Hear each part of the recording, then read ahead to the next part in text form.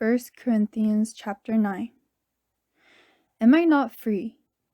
Am I not an apostle? Have I not seen Jesus our Lord? Are you not the result of my work in the Lord? Even though I may not be an apostle to others, surely I am to you. For you are the seal of my apostleship in the Lord. This is my defense to those who sit in judgment on me. Don't we have the right to food and drink? Don't we have the right to take a believing wife along with us, as do the other apostles and the Lord's brothers and Cephas? Or is it only I and Barnabas who must work for a living? Who serves as a soldier at his own expense? Who plants a vineyard and does not eat of its grapes? Who tends a flock and does not drink of the milk? Do I say this merely from a human point of view?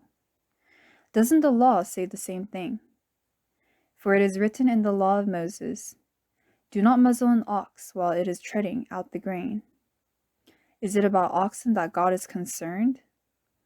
Surely, he says this for us, doesn't he?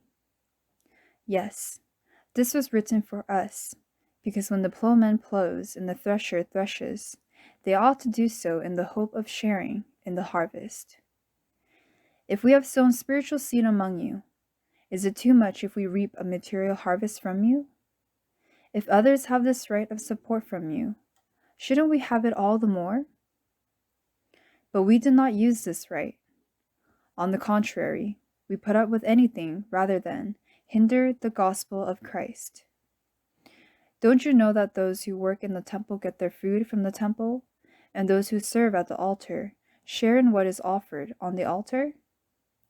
In the same way, the Lord has commanded that those who preach the gospel should receive their living from the gospel. But I have not used any of these rights, and I am not writing this in the hope that you will do such things for me. I would rather die than have anyone deprive me of this boast. Yet when I preach the gospel, I cannot boast, for I am compelled to preach. Woe to me if I do not preach the gospel! If I preach voluntarily, I have a reward. If not voluntarily, I am simply discharging the trust committed to me. What then is my reward?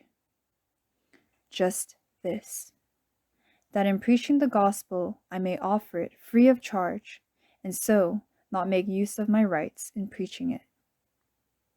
Though I am free and belong to no man, I make myself a slave to everyone to win as many as possible.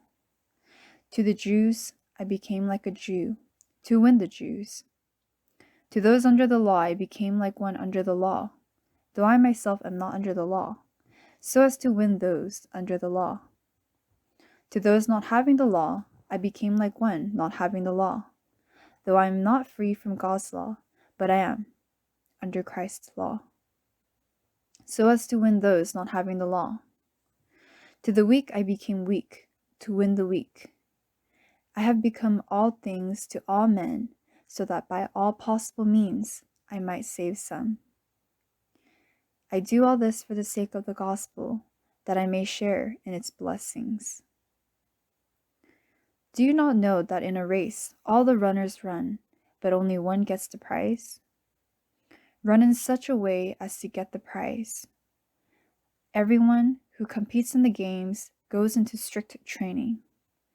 They do it to get a crown that will not last, but we do it to get a crown that will last forever.